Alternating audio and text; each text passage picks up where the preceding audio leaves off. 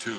The South Carolina Education Lottery lucky number to call in is 888-898-2525.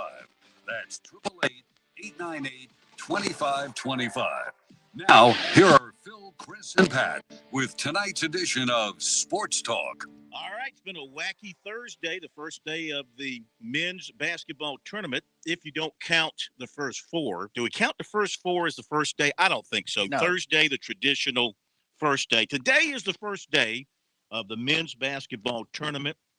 The women's tournament will begin, they begin tomorrow, right? South Carolina will play their game tomorrow against the women's tournament across the country. Will begin tomorrow. Not so sure it's a good idea to put the women's tournament up at the same time against the men's tournament, but they want to be treated equally. So equally they shall be treated. A lot of brackets already going pop because of what has happened so far. And if what's happening right now continues, there's going to be even more because top seed Gonzaga is in a battle for its life with Georgia State. We'll go over the scores that are in and the games coming up tonight here in just a little bit. Welcome into Sports Talk. Phil Kornbluth, Pat Daniel here in Columbia, and Chris Bergen with us from the Bergen Palace in beautiful Sardis. He got a little taste of March Madness last night as Coastal Carolina got a win and will continue in the postseason. Meantime, we continue to monitor things with the search for a new basketball coach at South Carolina. We'll talk about that in just a moment. But let me welcome Bergie into the program. And what do you think of day one of the men's tournament thus far? If you're a sports fan, and I'm not even talking about basketball fan, if you're a sports fan, today and tomorrow are two of the greatest sports days on the calendar every year. Phil, this is a situation where, as I used to work for sports radio stations, I could always say, you know what, when the boss came in, what are you doing watching basketball? I'm working. These are the few days that you can actually, in our profession, sit and say, I'm doing work. Starting at noon all the way through the rest of the day. The tournament is one of the great sporting events that we have every year. Love this time of year, and today has been phenomenal. And what Georgia State is doing right now, hanging tough with Gonzaga. If you've got Gonzaga going all the way to the final and winning it, as I do, you certainly do not want to see Georgia State pick off this upset. But there have been some terrific games so far. And then as you normally get in the first round, there have been some absolute blowouts. Tennessee looked really good. North Carolina looks really good thus far. So typical type things. And we've already had one of those 5-12 upsets with Richmond knocking off Iowa. And I think that's a big surprise. Everybody picks a 12 seed. I did not pick Richmond. I wish I had now. But it's been a great start to the tournament, and I can't imagine it's going to change over the next couple of days because these first 2 days are the best of the tournament because these are the ones that we see the upsets. Once you get into this weekend and then obviously on into next week, all the upsets are taken out of the mix because the cream always seems to rise to the top by the time we get to the Sweet 16. Well, you're exactly right. Well, taking a look at our brackets, we've had over 50 brackets entered for our challenge, the Sports Talk Bracket 2022. Thank you to everybody who got brackets in. You will not be disappointed if you're the winner because we have got some great prizes we're going to be giving to the winner. And we also, being the benevolent dictators that we are, we're going to have runner-up prizes as well. How about that? Our man Smitty has gone out and really gotten us some great stuff. The grand prize, 2 tickets to the NASCAR Throwback Weekend Cup race at Darlington on Awesome. May the 8th. And not a $10 gift card, not 20, not 50, not 75, not 100. All right, LeBron. Not 125, a $150 gift card to Dave & Buster's, good at Wow. any Dave & Buster's location. How much damage, Pat, can you do with $150 at Dave & Buster's? Believe it or not, Corn, I have never been to a Dave & Buster's, but that sounds like quite a lot of fun to be had. Well, you got to go. Second place is not a 25, not a 50, not a 75, but a $100 gift card to Dave & Buster's, good at any Dave & Buster's location. Special thanks to the GM of the Broadway at the Beach Dave & Buster's location, our man Steve Carr. So, and you know what? We might throw in, for example, if a Clemson fan wins it, I've got a special addition to the prize package. If a Braves fan wins it, I have a special addition. If the winner happens to be a Tiger fan and a Braves fan, I'm going to double that. If it's a Gamecock fan, I'll have to find something. I've used up all the Gamecock gear, but I do have, I do have some leftover Trevor Lawrence footballs, and I've got Nice. something related to the Braves World Series that we'll throw in there as well. Mm-hmm. So I mentioned this by saying so far today, I think 60 points to this point is perfect, and we've Correct. got 4 perfect brackets so far. They are from Fields 1, Danny Ellisor, Cornbuster, and you already know. So those guys have jumped out, or it could be ladies. Those folks have jumped out to the early lead. But it's early. You know what? You don't win the race in the first 100 meters. This is a long race. It's not a sprint. But you can lose it in the first 100 meters, especially if I've actually seen one of our folks picked Iowa to win the national championship. That's how you lose it if your national championship team goes out in the first day. Absolutely. All right, so right now Gonzaga, 9:47 to play, has opened up a little bit of breathing room, 64-58 on Georgia State. Tar Heels look good. You know what? They are so hot and cold. Now they're hot, 74-45 over Marquette. 11:48 to play in the second half. Finals, Michigan surprised Colorado State. Didn't see this, 75-63. Nico Medved is now available for those of you looking to hire a coach. You've got Providence holding off. Now, a lot of folks picked San Diego State. They were the chic pick because they had a great offense. They scored 57 points, lost 66-57. Memphis, Amani Bates returned for Memphis today. That could be big. 64-53. That's like getting like LeBron sitting out the regular season. Then he shows up in the playoffs, right? 64-53 for Memphis over Boise State. Baylor, no trouble with Norfolk State, 85-49. Tennessee, one of my favorites, 88-56 over Long of Wood. How about this? Gamecocks know Richmond. Richmond beat Iowa 67-63. I was at that game in Washington, D.C. when Richmond beat the Gamecocks in the first round of the tournament. Gamecocks had 2 chances at the end. B.J. Mackey with a jumper from the lane, and the rebound by, I think it was Williams, stuck it back up in there, missed. Game was over. That was a rusher. And that was a, what, 314? Or is it a 412? I'm trying to remember. Yeah, or 413, I beg It pardon. was pretty lopsided as far as the seedings, and just typical Gamecock basketball history at that point. So that's where we stand here so far today in day 1. Coming up, New Mexico State and UConn, St. Peter's, Kentucky, Indiana, St. Mary's. Poor Indiana, man. They just played the other night. Creighton and San Diego State, Vermont and Arkansas.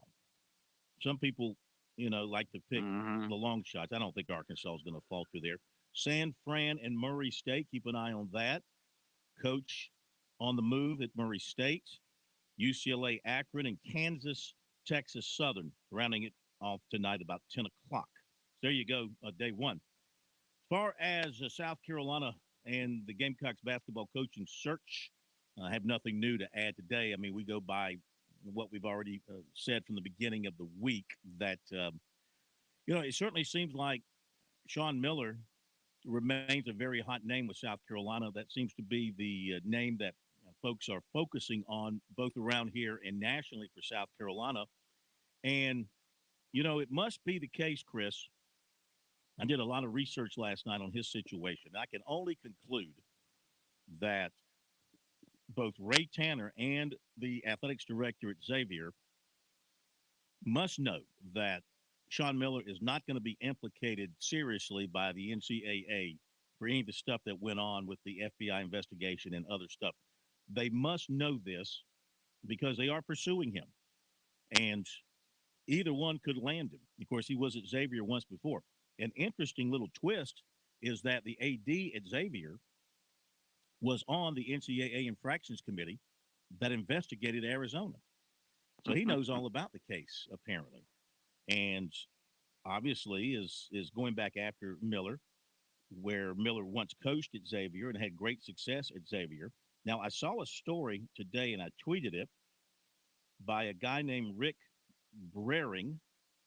He is apparently a college basketball analyst and podcaster that covers Xavier or has a lot of interest in Xavier. And he wrote this afternoon about Sean Miller. This was updated 2:48, and I tweeted it out. Apparently, he's a TV guy there at Channel 12. And so he said, following up on his report of last night, I do feel very confident. This is this guy writing. I feel very confident that Sean Miller has not been at Xavier either of the last 2 days. Apparently, there was some reporting of that, and he said he does not believe that has happened. He said, I can also say with certainty that nothing is done, and the players and coaches have absolutely not been told anything about Sean Miller being hired. This is by Xavier. As for the comments about the timing not being related and no conversations happening with Miller prior to yesterday, I'm still not sure whether or not I believe them, which is why I posted that update as I did. However, after some more conversations, I think I can add some clarity to the motives behind those comments and why they were made. It wasn't as much about covering for the administration or trying to make negotiations easier. It was more someone trying to inform me that this thing is just getting started with Xavier. And because of that, there are some concerns. The biggest being that some other schools that are pushing hard to land Miller are already farther along in the process with him. He continued that the timeline still fits, and I know that there are some other important decision makers who agree that they were still on board with Steele and wanted him to make the tournament and stay. And this person also agrees that Miller should be considered the odds on favorite to land the Xavier job right now. But according to this source, that's more because he's Xavier's top target than because of a confidence level about landing him. And then he also wrote that the word from sources close to Miller today is that he's saying he's not headed to Xavier. It's not a surprise that he would want to keep this quiet at this stage.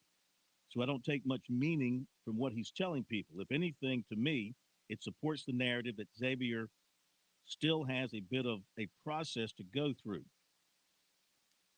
He mentioned South Carolina in here. He wrote that South Carolina is interviewing other candidates right now. I take that as a very good sign for Xavier. That's not to say that Miller to South Carolina has no chance of happening, but I think Xavier is still all in on landing Miller. I don't have any other solid info on Miller's involvement with other jobs other than being told there are other schools trying to move on him.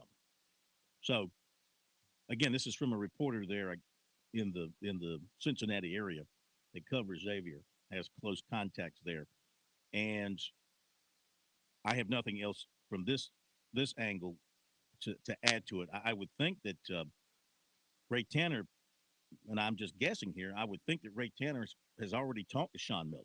Now, I would imagine they've already interviewed. There's no reason not to. He's not tied to any job. He's not tied to any timetable. He might have talked to Sean Miller a couple of weeks ago because, to my understanding, I mean, Ray Tanner knew he was going to be doing this for a long, long time.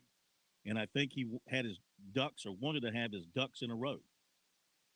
And I guess after doing his research and also his top assistant, Chance Miller, is a man with NCAA enforcement background. And I think he's done his research, and I think they must have concluded beyond a shadow of a doubt that hiring Sean Miller is not a risky thing to do related to the NCAA, that the charges that are against the Arizona program, the most serious ones, won't stick to him. And he might be hit with something minor and might get something along the line of what Bruce Pearl got at Auburn, which was a slap on the wrist, a 2-game suspension, if that. So my guess, my hunch is that they've already interviewed him. And my guess and my hunch is they've already interviewed Bob Ritchie up at Furman. Guess and hunch on that they've already interviewed. Now, John Whittle, following up on something we said earlier this week, doing his due diligence, he wrote on the Big Spur that they're going to interview B.J. Mackey. And it's not just going to be for the sake of a token interview. They want to hear what he has to say and hear what he has outlined for the future of Gamecock basketball. So you have to consider that a little bit too. So, and there are other names, of course, still out there that could become possible and prominent. But it certainly sounds like that there are members of the board who are behind Tanner going hard after Sean Miller. Now, is it going to get into a bidding contest with Xavier? Xavier, when Miller was making, we had this the other night at Arizona. He was making better than $3 million a year, wasn't he? If my memory serves me right, we had that the other night. I think Xavier was paying $3 million plus, and of course they were paying Martin $3.2 million, I believe. So that's in the neighborhood. So is Miller in a position as a guy out of coaching looking to get back into coaching? Is he in position to command more? Is it going to become a bidding contest? And who's going to blink first? And Phil, I don't quite understand if you're Xavier. I get it. He was successful when he's there, but why bring him back? He left you for what he deemed was a better job. Now, obviously, he got kicked out of Arizona because of the NCAA, at least allegations against him, and now is looking for a job. But he's an East Coast guy. He actually has some Carolina ties. I mean, he was an assistant coach at NC State. If I'm looking at the two schools and level best, even though Xavier certainly has a better recent track history in basketball than South Carolina does. But if I'm weighing the two, the Gamecocks seem to me to be easily the better option for him. And I just don't understand. Can you go home again in college sports anymore? I don't understand Xavier's appeal to him unless they're trying to rekindle what he was able to do several years ago. And I'm not sure that works anymore. Yeah. Of course, he was at Arizona, but the Arizona basketball program was the big thing at Arizona. Sure. At Xavier, the basketball program is everything. Absolutely. Here, are you going to be a coach that can understand that right now football is still the focus, but maybe if you're good and you raise the level of play and you get to the tournament, maybe basketball takes its place along football and women's basketball right now. You got to throw women's basketball in there as being the preeminent program on the campus right now as far as winning championships. There's no denying that. Well, where does baseball fit into that model? They're not winning championships. It's still important. Not right now, sure. Championships. Women's basketball is winning championships. SEC, regular season, got a chance to win national championship. Nobody else on the campus right now is doing that. Women's and men's golf will have a chance. Looks like men's and women's tennis, pretty good. They'll have a chance in the postseason. So beach volleyball looks pretty good. But you're right. I mean, when you think of Xavier, you don't think of anything else except men's basketball. I'm going to take a visit over. Have you ever been to Wheeler Beach? I've not been to Wheeler Beach. Wheeler Beach. That is where the USC beach volleyball team plays. That's the beach they've made over at USC on the campus. That's their stadium. That's their athletic field, Wheeler Beach. I'm going to go dip my toes in Wheeler Beach one day. I think you'll be disappointed that there's no ocean that rolls up to Wheeler Beach. No, just a bunch of sand. All right, so that's where we are on that. All right, coming up on the show tonight, piece of news out of USC football practice for those who went out there. Jaheim Bell was on the sideline. He apparently got hurt in practice on Tuesday and was not practicing today. The word coming from the folks who were out there is that he might not be practicing the rest of spring. So I've seen no other details on that. Don't know what it means. You're right. It's not good.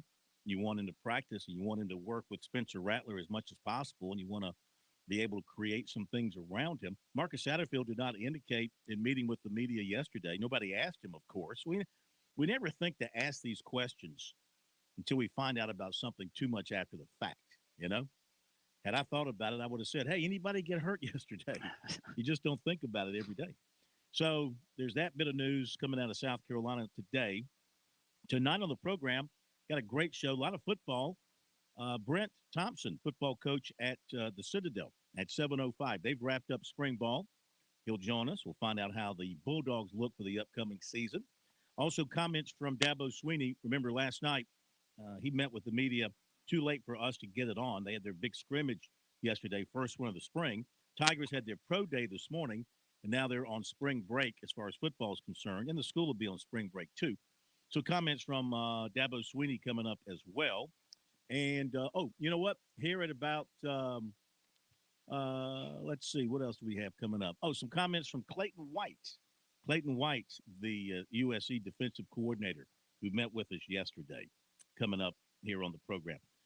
And now looks like Gonzaga is going to put all our hearts at ease. Yes, you can rest easy if you have Gonzaga in the finals because they are cruising now. It's amazing since we started ragging on them. They have gone on what appears to be about a 20-0 run on Georgia State field to break this thing wide open. Well, that can happen, and that's supposed to happen if you're the number one seed, right? They have, as Clark Kellogg likes to say, spurtability. Yeah. And they certainly have proven that. Up 83-58 now with 5 minutes left to go. And how did Coastal look last night in winning its game? And what was the final Sluggish. They won 66-42, really struggled getting out of the starting blocks. Both teams did. At one point in time early in the first half, the two teams had combined for 15 made field goals and 15 turnovers. So it looked like two teams that had not played in 2 weeks. But Rudy Williams with 18 points, Vince Cole, the Charleston native, with 15. And Coastal had a big second half to roll to what turned out to be a relatively easy win for them in the basketball classic over Maryland Eastern Shore, 66-42.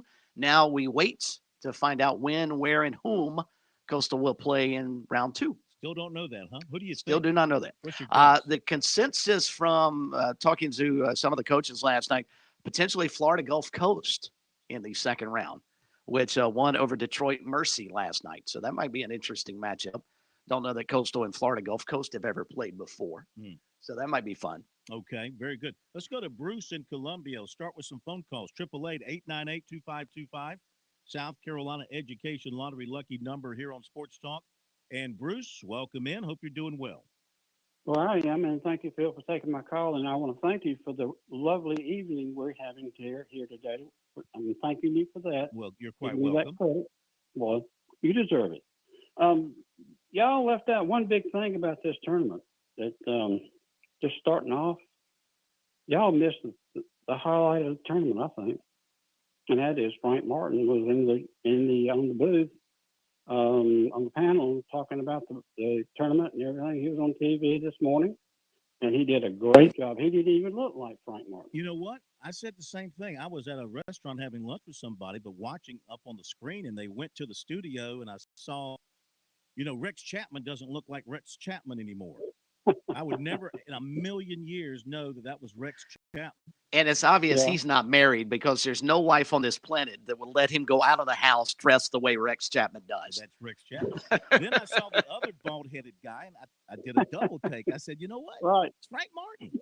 I knew he was going to be on the screen and on the studio set with them, and you're right. All dressed up in a coat and tie and head shining. He looked good. Oh, he looked great. Seemed like he was in a I couldn't hear him, but I could see his facial expressions. Oh, he did.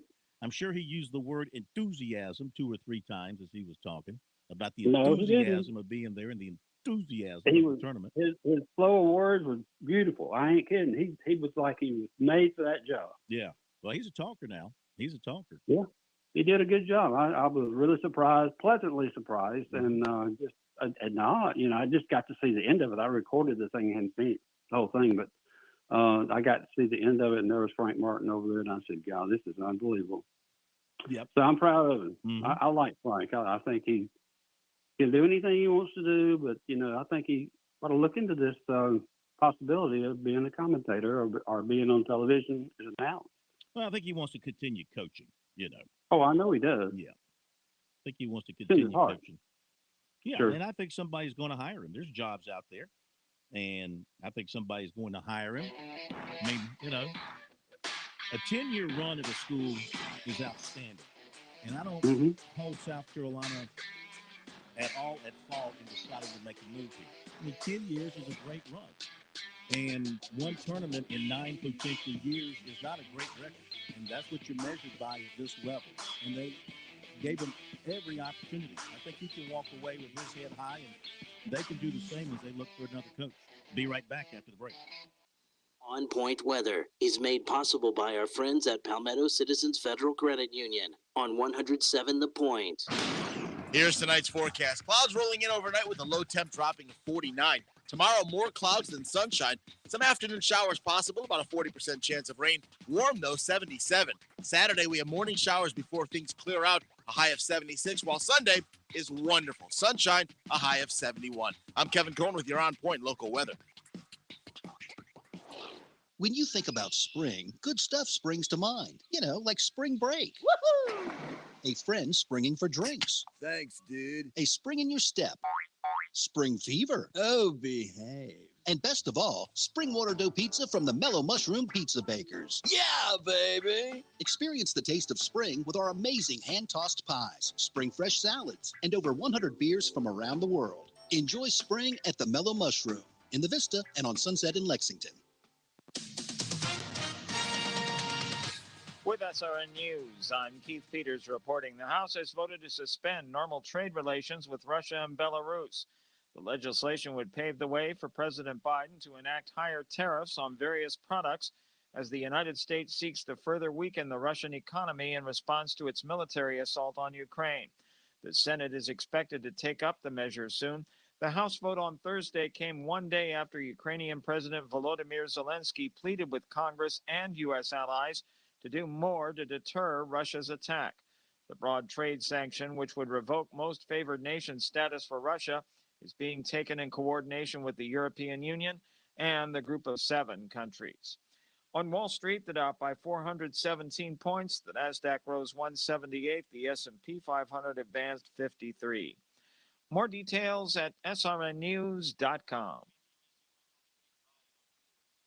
When it comes to firearms, ammunition, and accessories, some things are changing. Well, fortunately, some things haven't changed a bit. I'm talking all about Shooter's Choice in West Columbia. What has never and will never change is the customer service. Top-notch with the staff that has decades of experience in the firearms industry. This staff actually hunts and shoots regularly. For over 30 years, Shooter's Choice has never lost that hometown feel and never felt like shopping at some big box store. What has changed? Well, technology. If you'd rather spend your money on firearms than gas, go online to shooterschoicesc.com and check out a great website that's easy to navigate 24/7. Be the first to get items as they are received at the store. Be the first to get that newest production model ordered before it even enters the retail store. Come pick it up at your convenience. Sign up for notifications of new products and special inventory. It's all at shooterschoicesc.com. So come on in and see the team at Shooter's Choice, 944 Sunset Boulevard, or visit online. Either way, you'll see what I'm talking about. Make your first choice, your best choice. Make it Shooter's Choice. Balance of Nature's fruits and vegetables in a capsule,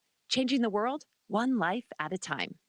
Well, I drive a truck for a living. I don't get hardly any exercise. I'm not kidding you now. I'm not easily sold on anything, but I'm a firm believer in this product. You know, I watched those advertisements for 2 or 3 years and listened to the radio going down the road, and I said, something's got to be going on with that product for that many people to do ads for them. And I'll tell you what, I just uptown a while ago, I told some of my buddies, I said, I'm not BSing you, man. I'm not kidding you. It's amazing. It totally amazes me. Experience the Balance of Nature difference for yourself. Right now, Balance of Nature is offering free shipping and 35% off on any new preferred order. Start your journey to better health today by calling 1-800-2468-751. That's 800-2468-751. Or go to balanceofnature.com and use discount code BALANCE.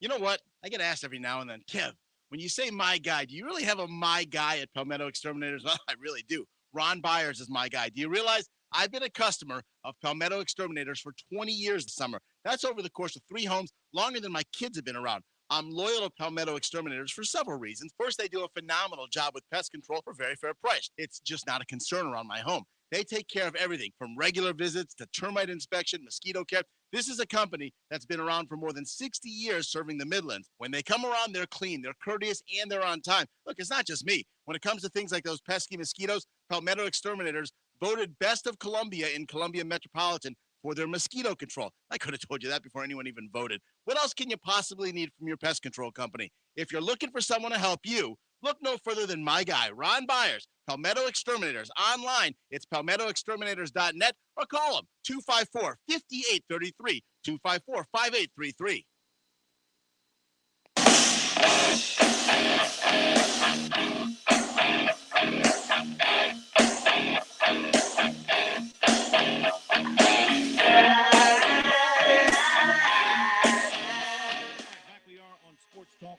888-898-2525. South Carolina Education Lottery.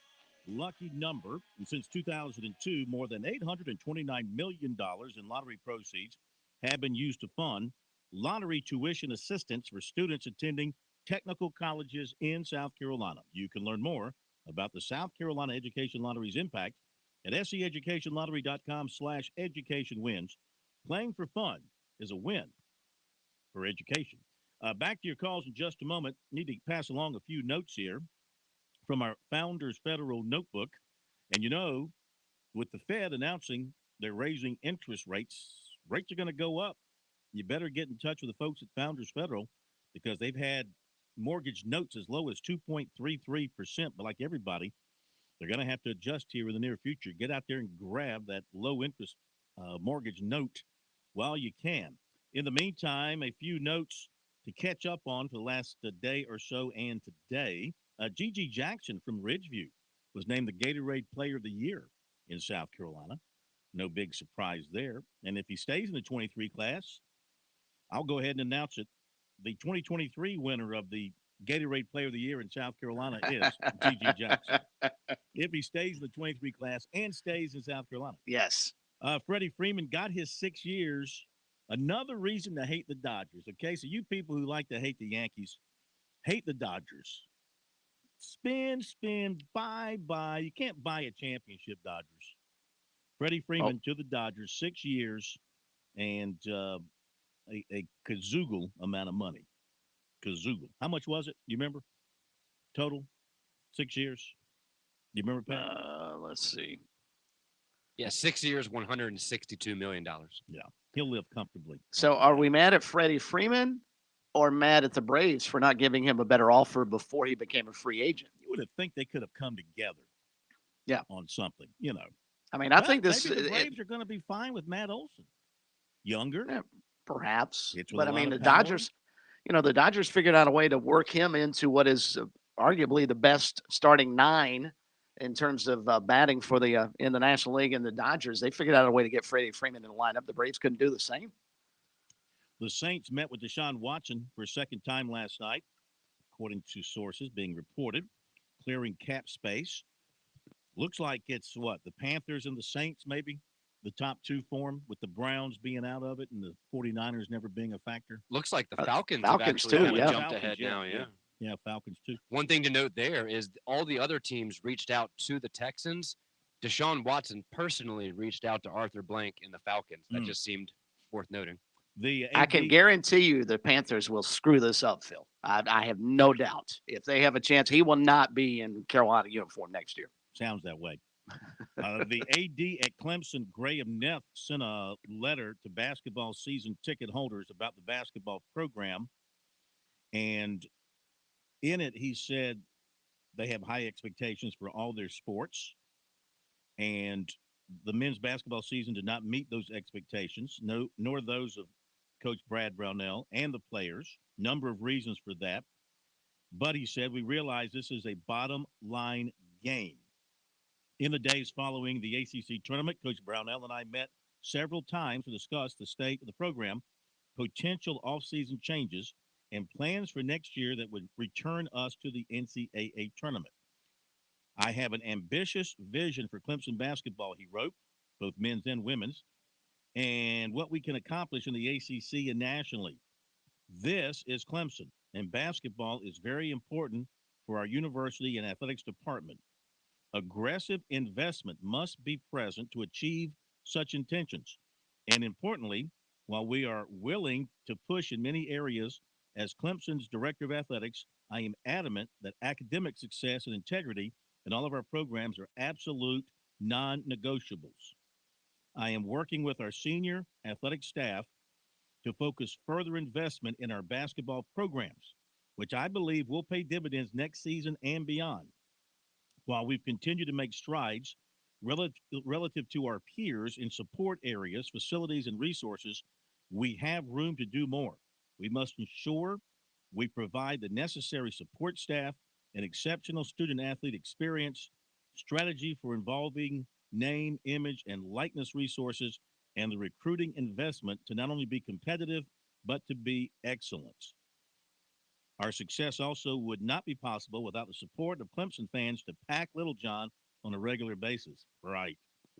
To create an unparalleled game day atmosphere and get behind our athletes. What does Student any of that athletes, as you mean? put it.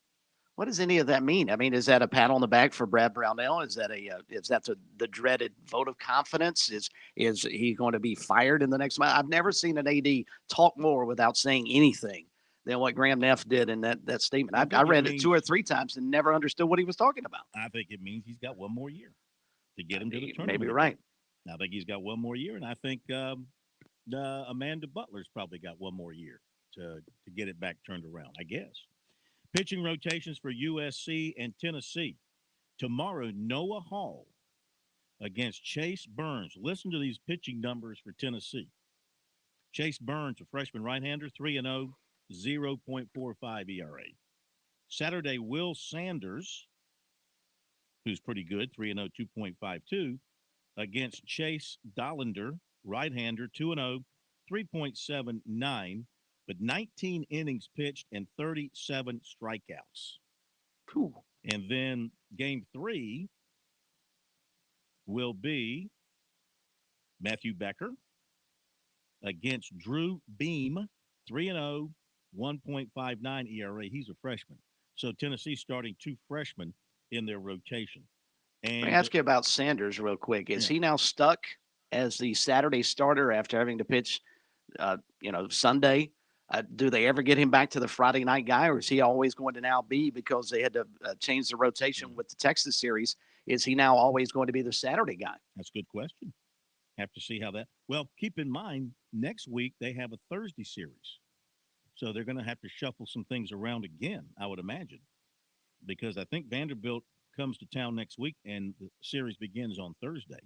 So you're talking about further shuffling. And we've got the Clemson rotation for this weekend as well against Miami. And as soon as I put my eyes on it, I'll tell you what it is. It just came out. Here it is.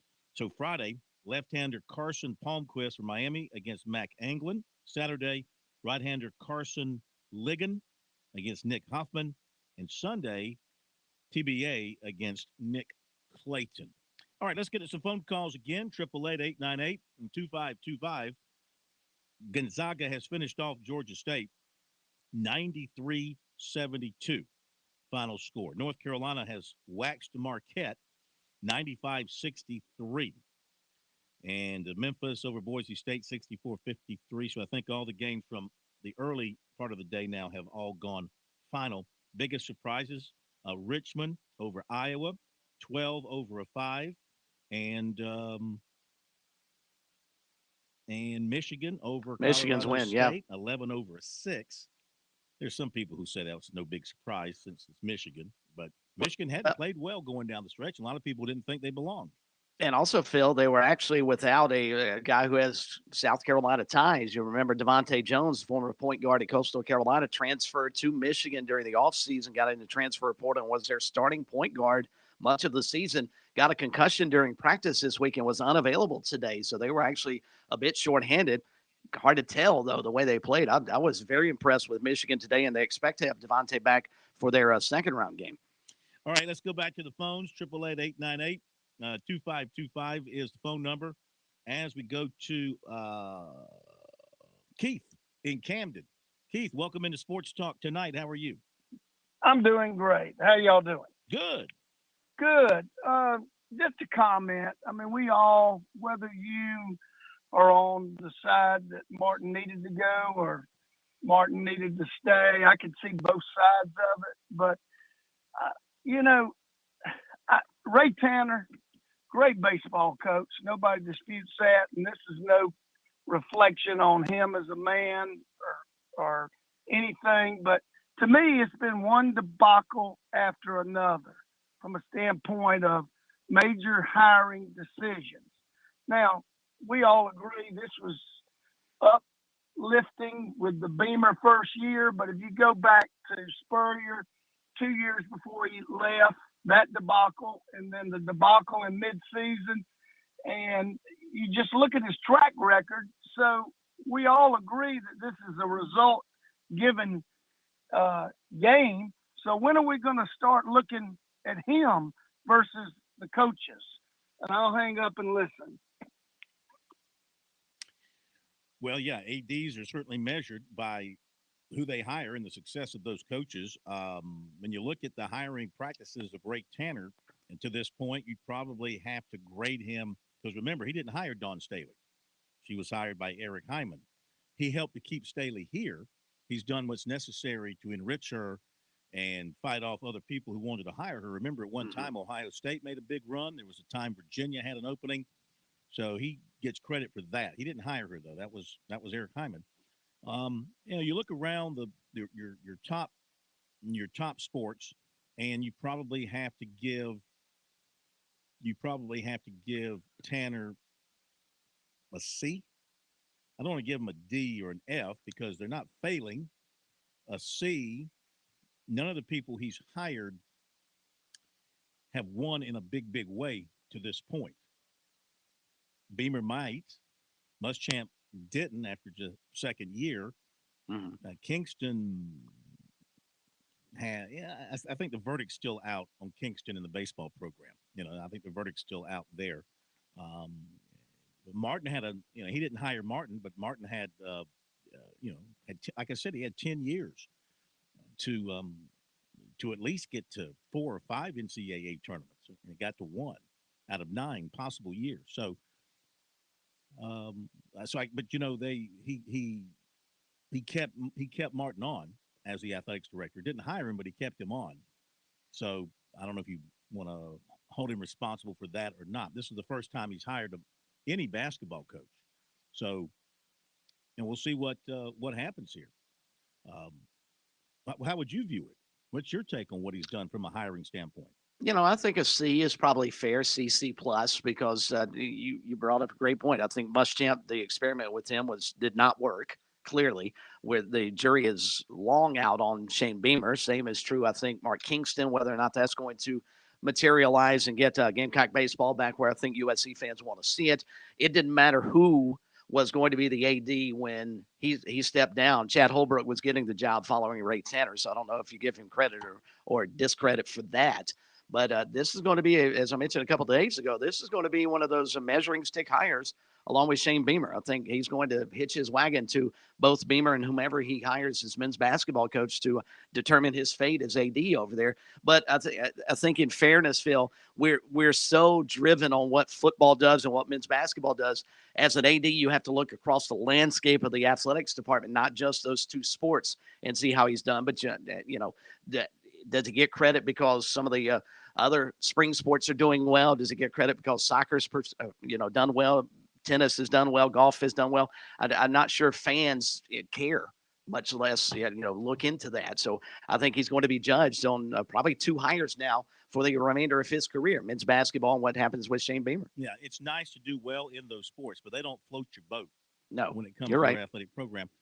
But I mean, the coaches he has hired and the coaches he's maintained, because he didn't hire all the spring sport coaches either. I think I'm going by memory, but I think Bill McDonald was already there. The men's Shelley coach. Smith was there, right? I think Shelley Smith was already there. Yep. I think he hired the women's golf coach. Pretty sure he hired her. And he's hired a new men's soccer coach. And Curtis Fry's been there and done a fantastic job. So, again, but that's nice, but people don't get up and down, upset, and emotional about that for the most part, and so we'll see. His soccer coach on the men's side, that's a new hire. We'll see how he works out. This basketball hire, and let's face it, I mean, Tanner's getting towards the end of his time as the AD at South Carolina. He could decide to retire most any time now, I would say. I'm not saying it's happening. I'm not putting an end date on his tenure at South Carolina. I'm just saying he's been there long enough now to where he's probably thinking about the end of the road. He's hired a football coach who's young enough that if he is successful enough, is going to be there for a while. He's hoping that Mark Kingston's the answer with baseball. And obviously Dawn Staley, as long as nobody lures her away, she's going to be at South Carolina and successful for the long term. This would be the last opportunity to put his imprint on a major program at South Carolina, I would guess. And he wants to get it right. And I think he wants to hit a home run with it, sort of like, hey, I'm taking my last swing here. I'm going out with a bang.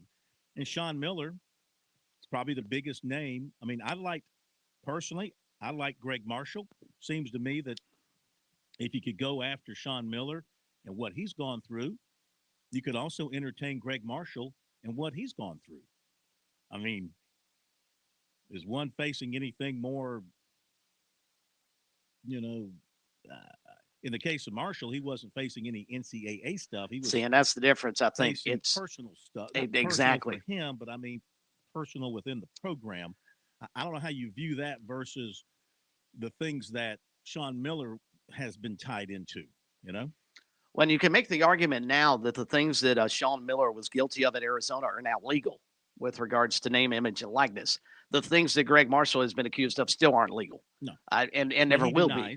He denies. Exactly. And I understand Miller that. Denies. Sure. I mean, it's a he said, she said situation with regards to Greg Marshall. And I think if you have interviewed him and there's no indication that USC has or hasn't, you've got to get that clarification. You've got to understand that if we're bringing Greg Marshall back to South Carolina, he is squeaky clean, and the allegations of him abusing players, not verbally abusing, but physically assaulting players at Wichita State, were just guys who were upset they weren't getting enough playing time. And you've got to be able to convince the fan base and the board of trustees and everybody else that Greg Marshall is the guy that we see on the court winning ball games, and not the guy we've read about in the paper off the court that no one wants to deal with.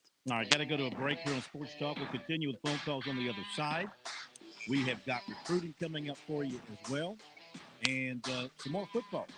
We've got Brett Thompson from the Citadel coming up, comments from Dabo Sweeney and Clayton White also, and keeping an eye on the upcoming basketball games too. We got plenty to do here.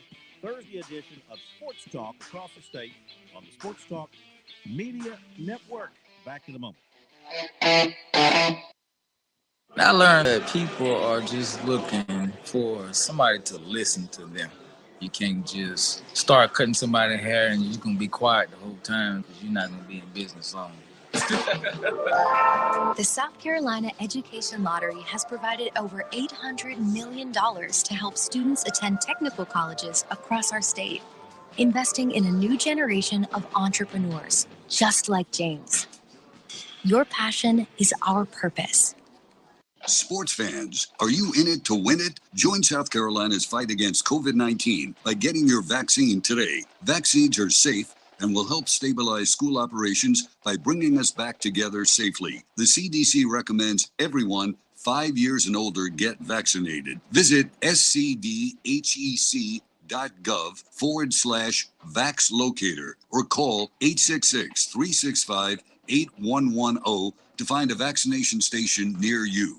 Stay tuned. More Sports Talk is coming up on the Sports Talk Media Network.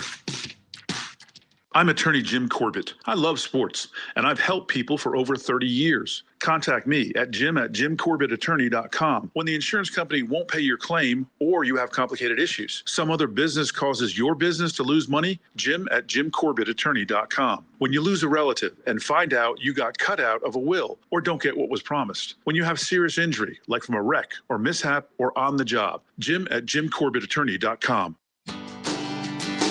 It's almost time for the Palmetto Sportsman's Classic. I know we're excited. Me too. I'm going for all the awesome camping gear. Not to mention they have everything I need to get out on the river. I'm looking forward to it. I can always find what I need for my outdoor adventures. Don't miss the Palmetto Sportsman's Classic at the State Fairgrounds, sponsored by Farm Bureau Insurance, March 25th through the 27th. Purchase your tickets now at psclassic.com. See you at the Classic.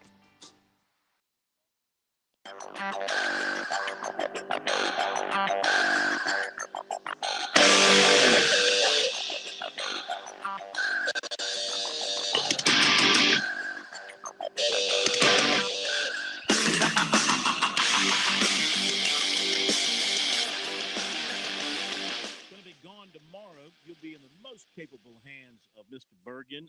Matt Smith's going to cover the USC women, so he'll be in studio since they play at 2 o'clock. Pat will be here as well. Wish I was going to the beach, but heading elsewhere. But I'm going to remind you that if you're heading to the beach, need to get to the beach, want to go to the beach, call our man Jimmy Smith at James Smith Realty. Let him put you up this summer in a great spot. That number is 843-237-4246. Paulie'sVacationRentals.com. They cover Paulie's. They cover Litchfield, Garden City, Surfside, Debadoo, up to Georgetown, up into Redneck Riviera, Myrtle Beach, all up and down the Grand Strand. Jimmy Smith is the man. 843-237-4246. And if you're nice to Jimmy, he'll tell you about his days as a star running back at Andrews High School, where he broke a lot of tackles and he broke a lot of hearts. 843-237-4246. Paulie's Vacation Rentals.com. And Phil is trading in 72, 76, and 70-degree weather at Pawleys Island over the weekend for 42, 42, and 61.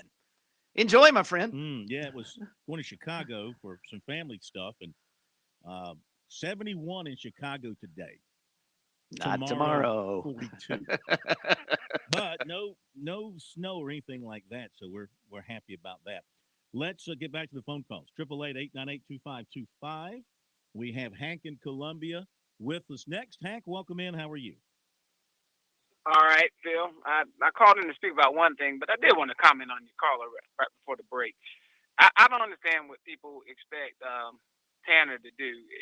If you ever check statistics, only about 60, they say it's like 60 to 40% of coaching hires work out for any AD.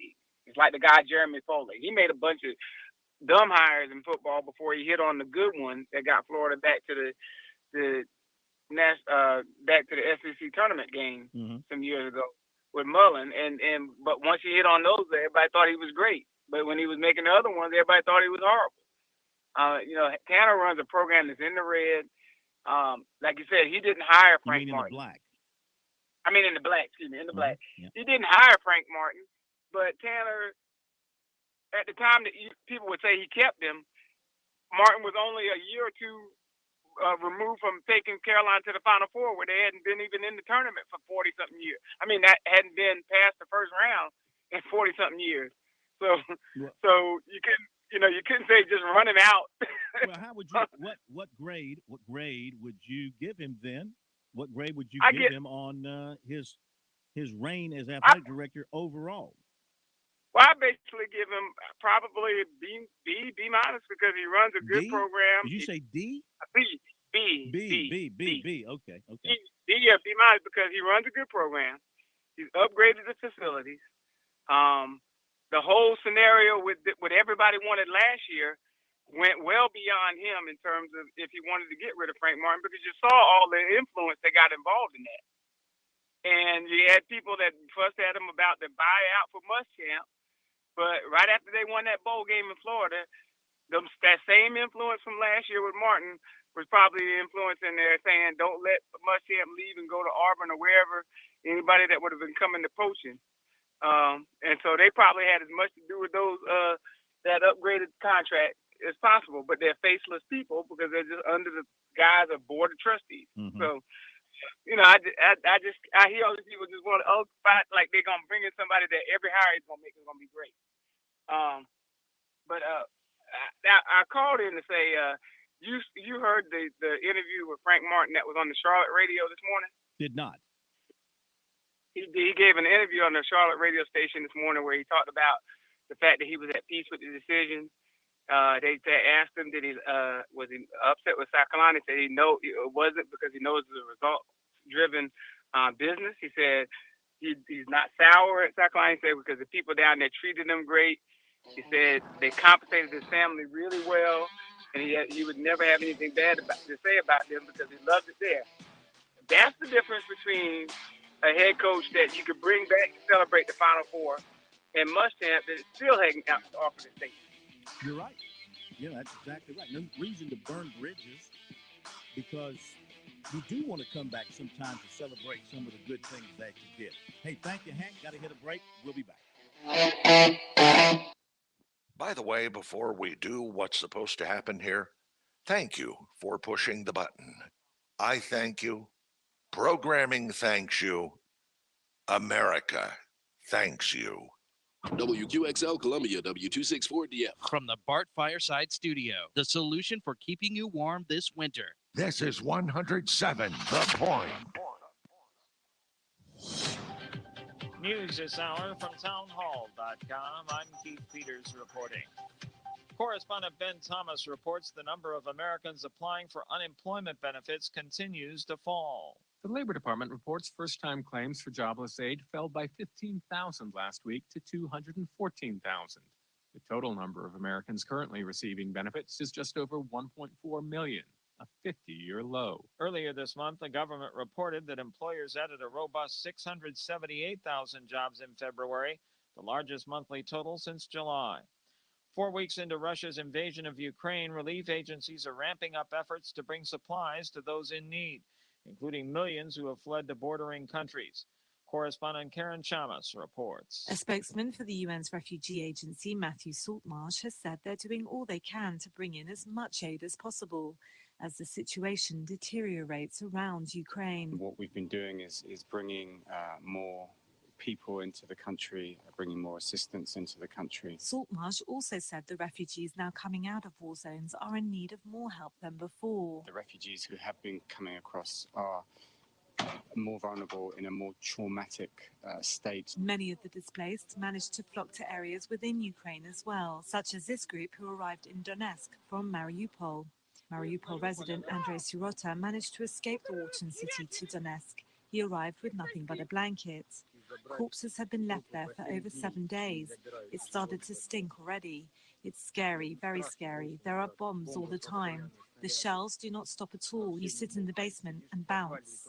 I'm Karen Chamas. On Wall Street, the Dow up by 417 points. The Nasdaq rose 178. The S&P advanced 53. Oil up to 102.98 a barrel. More on these stories at townhall.com. Struggled with symptoms like frequent gas and stomach pain for years. I was bloated all the time with daily diarrhea. At first, I thought it was what I was eating. I kept thinking it was stomach issues. So I did my research and talked to my doctor, and we finally uncovered the truth. It was actually EPI. Exocrine pancreatic insufficiency, or EPI, is a condition where your pancreas is unable to help break down your food. It can lead to symptoms like diarrhea, gas, bloating, stomach pain, unexplained weight loss, and oily stools. And EPI symptoms can be confused with those of other common digestive conditions, like irritable bowel syndrome, Crohn's, and celiac disease. So getting to the right diagnosis meant being more open with my doctor about the severity of my symptoms and how often they were happening. But there's good news. EPI is manageable, so don't wait any longer. Use the symptom checker at identifyepi.com and schedule a visit or call with your doctor to ask, could I have EPI? Sponsored by AbbVie. An international deal means Pfizer's coronavirus-fighting pill may soon be more widely available. 35 drug makers in a dozen countries have signed on to start making licensed generic versions or the raw ingredients for Paxlovid, Pfizer's antiviral pill to treat the effects of COVID-19. The deal, negotiated by the United Nations-backed Medicines Patent Pool, will help make the pill available to more than half the world's population. Pfizer won't receive royalties from the generic sales as long as the pandemic remains classified as a global health emergency by the World Health Organization. The agreement doesn't apply everywhere. In Brazil, for example, the generic will not be available, but Pfizer is allowing Brazilian companies to make the brand name version. Pfizer's drug is not a substitute for a COVID-19 vaccine, but it has been found to cut the risk of hospitalization or death in people at risk of severe symptoms by up to 90%. I'm Jennifer King. News and analysis at townhall.com. I'm Keith Peters reporting. On Point Weather is made possible by our friends at Palmetto Citizens Federal Credit Union on 107 The Point. Here's tonight's forecast. Clouds rolling in overnight with a low temp dropping to 49. Tomorrow, more clouds than sunshine. Some afternoon showers possible, about a 40% chance of rain. Warm, though, 77. Saturday, we have morning showers before things clear out, a high of 76, while Sunday is wonderful. Sunshine, a high of 71. I'm Kevin Cohen with your On Point local weather. WQXL Columbia, W264DF. From the Bart Fireside Studio, the solution for keeping you warm this winter. This is 107 The Point. Ooh, you shouldn't have pressed that button. Oh, now you get this.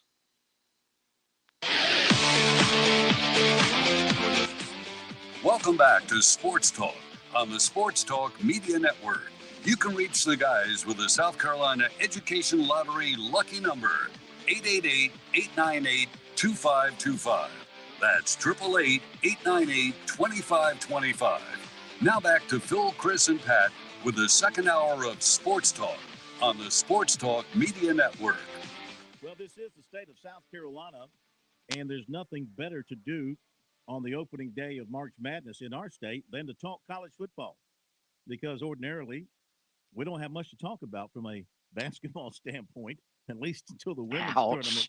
Well, am I telling a lie? No, you're not. Occasionally we have a team in the big dance, but let's face it, most of us who have grown up in the state of South Carolina, we're not used to it. I was always envious of my buddies in North Carolina because I'd leave the ACC tournament and they would be getting ready to go on the road with their respective teams to the NCAA tournament. And I was going nowhere. So I'm used to it. That's why we talk football this time of year. You got a problem with that? I do not. I'm disappointed, though, we don't have anybody in the tournament, and I'm trying to think back. Normally we get, even if the two big boys, if you will, aren't in, we at least get somebody in the mid-majors that will step up and get into the NCAA tournament, like a Winthrop that we can normally rely upon, or a Wofford, or somebody along the College of Charleston we can rely upon, and just haven't gotten any of those guys in this year. It's unusual, even across the board, that we get totally shut out of the NCAA tournament. Well, maybe next year. But in the There's meantime, always next year. Let's continue to talk football here on Sports Talk. We welcome Coach Brent Thompson from the Citadel.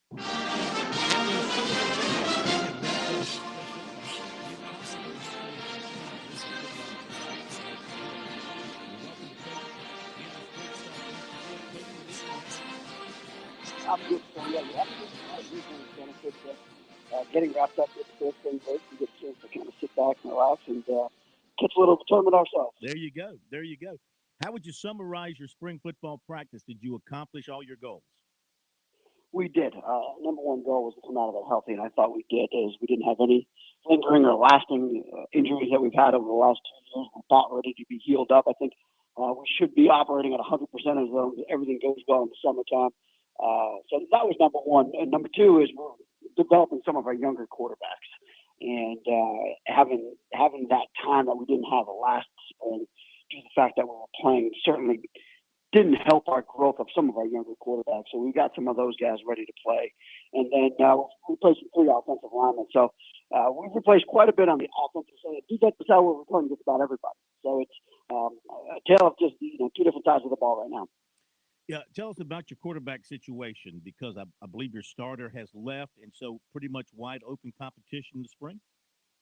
It has been, and we have really a lot of underclassmen there. We have 2 true freshmen, and then we have a sophomore, and all 3 of them do things really, really nice. They've got certain attributes that I really do like. Right now, Ahmad Green came out as the guy that was kind of leading, and he's ahead of the other 2 right now. But the other 2 aren't far behind, and then I'm certainly still open to possibly taking a transfer at that position as well. What do you like about the quarterbacks that you worked with this spring? Well, I like the toughness. All of them really were grasped the offense fairly well, but they had a little bit of toughness about them. 3 of them I put out there in just regular old blue jerseys out there and see how they operated with a little bit of stress on them. It's hard to stress our quarterbacks when they're wearing red because they don't get tackled, they don't get hit, and they can kind of sit back there a little bit. So when you put them back there in a blue jersey and they're live all spring, I wanted to see how tough they were. Both of them were pretty tough. And that's really what I needed to see. I really wanted to see who was going to be able to step up under pressure. Talking with Brent Thompson, football coach at the Citadel. So the battle will continue for quarterback here into the summer and into the fall. When do you, or would you possibly go with a quarterback by committee this coming season? Not really what I like to do. I've done it a little bit in years past, but ideally I would like to have somebody going into the Campbell game in September. So any change with offensive philosophy for you here in the spring? Because do you feel like there was any tinkering, anything that you needed to try differently than what you've done to this time? I think more than anything, what we've done is we've simplified it because we did have the younger quarterbacks. We we had some younger offensive linemen. And I wanted to get those guys as much reps, as much quality reps, more than the quantity. So we simplified it. We kind of took it all the way down to maybe where we were at when we first got here in 2014 and started to rebuild it from there. So you say defensively, you feel like that's going to be a strength? You've got most of your starters back on defense? Yeah, for the most part, we graduated 3. We graduated 2 inside linebackers. One transferred. Willie, of course, graduated. And then our nose guard. So we've got a 5th year coming in that's going to replace the nose guard position. I think we're pretty solid at. And then the linebacking position, I was really impressed. We moved one of our outside linebackers, Hassan Black, to the inside linebacker position. And then we also took one of our younger linebackers and kind of promoted him up the ranks a little bit quickly as a true freshman, Jamaison Robertson. He did a good job this spring. Yeah. So coming out of spring, how do you feel about the mindset of your guys? You know, the idea of getting up in the Southern Conference, moving up, being able to compete for championships. What was the feeling among your players coming out of spring practice about what this team can do in 22? Well, I think we felt fortunate that we got the last 2 wins of the year, and we started our off season then. The Chattanooga game, especially, I thought the Chattanooga game was our best overall Citadel football performance. Like, this is how we've got to win games here. And that kind of propelled us into the offseason. And I thought we had a little bit of momentum going into the offseason. Number one thing we focused in the offseason is something that we missed in the spring season and the winter of last year, and that was just lifting and training. Mm-hmm. I think that it drastically hurt us from a strength standpoint, but also from an injury standpoint. We took some injuries that we really normally wouldn't take last year, being that we played back-to-back seasons in spring and the fall. I thought was a little bit stressful on the body. So we really focused on getting bigger and stronger in the 4 weeks leading into spring ball, and then we kind of lifted for the most part throughout spring ball. We didn't take too much time off. We didn't maintenance lift. We went to three lifts a week instead of 2 lifts a week, and we lifted hard. We got after this pretty much as good as we would in the offseason. Do you think it caught up with you then last year, having to cram so many games in such a short amount of time? You think it eventually caught up with you last season? So I did the numbers on it. We had practiced something like 200 or we had practiced or played football in 206 out of like 400 and something days. I mean, we felt like we were every other day. I mean, and that's having a whole summer where you didn't practice at all. But out of the 400 days, I think it was 460. We practiced 200 and something days, 230 of those days. I mean, it was a lot. We felt like we were just going, and that's it's a lot for our guys. It's a lot for our schedule, and just the way that we play, I think, is tough on the bodies too. Talking with Brent Thompson from the Citadel football coach. They have wrapped up spring practice. You mentioned you came out of it in pretty good shape health-wise. Did anybody suffer any kind of an injury that's going to be an issue moving forward? No, everybody should be back. Everybody is on schedule for return. Now we've got some guys that were lingering from the fall that didn't participate. We probably have about 4 or 5 guys that didn't participate in spring drills because of fall injuries. But we do anticipate all those guys being back ready to go too. That's good. That's good. So how do you feel going into this coming season after everything you've gone through? I mean, just a few years ago, you guys were winning Southern Conference titles, had a nice long conference winning streak. It's been a little tough the last few years. You've lost a lot of close games. And I imagine in going back and looking over things, you and your staff, you got to be kind of trying to figure out how do you win those close games that you haven't been able to win the last 2-3 years. Yeah, absolutely. I think it's going to start on defense for us. We've got a really veteran group on defense. Those guys have been playing a lot of football. There's a lot of different guys there. I think we may almost be at a 2 deep, which is almost unheard of at our place on the defensive side. If we can keep those guys healthy, keep them progressing, and play good, solid defense, I think on that side of the ball, we should be pretty solid. We're still looking to fill a couple of 5th-year transfers on that side. Offensively, it's going to come down to the quarterback position. And if we can find a guy that's going to come in, and all we really need is a guy that's going to come in and operate, get the ball where it's got to go, know what the checks are, and whether that's one of these younger guys or we go with the 5th-year route with it, I think that's going to be the key component. I feel great about our running backs. Our offensive line is coming along, even though we replaced 3 of those guys. I was pleased with the way that those guys came along, and if we can build a little bit of momentum early, and I think that's been the key, is we've been missing that first 1 or 2 wins I think we need to get under our belt early on next year. And then that'll hopefully just propel us and get on a little bit of a streak. Yeah, just something to get some confidence going with your guys. Absolutely. With whoever you end up with at quarterback, how will that be different than what you had last year in terms of the type of performance? Or are your quarterbacks all about the same no matter what their name is? You just plug in one guy who kind of does the same thing, next guy kind of does the same thing, or are these guys any different? So, Jalen we put 2 seasons in the gym, and really we put almost 2.5. He played a little bit in the fall of 2020. But he played the spring of 2021 and the fall of 2021. And he was about 40, 50 yards short of being a 1,000-yard rusher and a 1,000-yard passer. So we had some really good balance with him. I thought we had a good speed. He improved his throwing. Of course, he had Raleigh Webb to throw to. So, yeah, that was a little bit more dynamic of a quarterback than what we've had in years past. This quarterback, whichever guy that comes in, I don't think we're going to be nearly as dynamic as Jalen was. However, we don't even need that within our offense. Our best quarterback here, all he really did was Dominic Allen. All he really did was just got the ball in the right hand and made the right checks and made the right play and was pretty tough in there. Mm-hmm. If I can find a guy that can do that and do that efficiently, that's all we're really going to need. We are pretty much a 3.5, 4 yards play offense. If we can do that, keep the ball away from the defense, and we'll be all right. You still believe in your offensive scheme, your offensive theory? I know it worked so well for you guys when you're at Lenoir Ryan, and when you first got to the Citadel, it worked very well. Have people caught up with it? You still believe in what you're doing? No, I still, shoot. I mean, if you throw out the last 2 years, the last 2 years were really a strange series of events, right? In 2000, we played a season in 2020, then we played another one in 2021, then we played another one in 2021. And then we played really with 2 different teams in there. So the cycle caught up to us a little bit more.